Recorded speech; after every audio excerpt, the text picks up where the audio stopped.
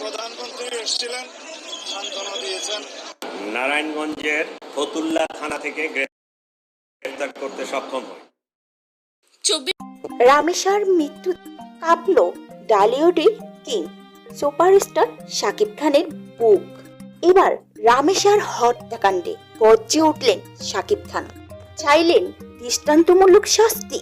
রাজধানীর পল্লবীতে 7 বছরের শিশু রামেশাকে ধর্ষণ ও নৃশংস হত্যাকাণ্ডের ঘটনা স্তব্ধ পুরো দেশ। এবার এই জঘন্য অপরাধের বিরুদ্ধে তীব্র ক্ষোভ প্রকাশ করে সামাজিক যোগাযোগ মাধ্যমে গর্জে উঠলেন Tollywood mega star Shakib Khan.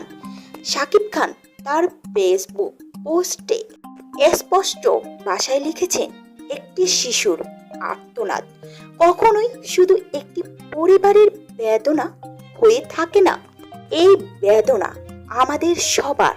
তিনি জানান, রামেশার সাথে হওয়া এই নৃশংসতা পুরো সমাজের মানবিকতা এবং বিচার ব্যবস্থাকে প্রশ্নের মুখে দাঁড় করিয়েছে।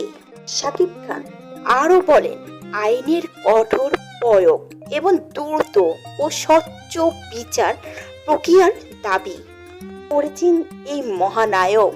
তিনি সতর্ক করে বলেন, এমন জঘন্য অপরাধের ক্ষেত্রে বিচার বিলম্ব হওয়া মানে ভুক্তভোগী পরিবারের কষ্টকে আরো দীর্ঘ করা।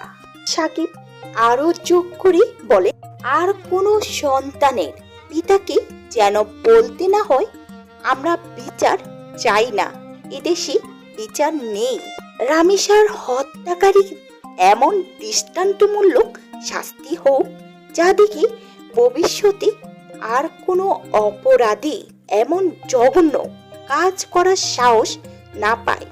তো ভিউয়ার্স, শাকিবের এই মন্তব্যগুলো আপনারা কি মনে করেন? অবশ্যই ভিডিওটির নিচে কমেন্ট করে জানাতে ভুলবেন না।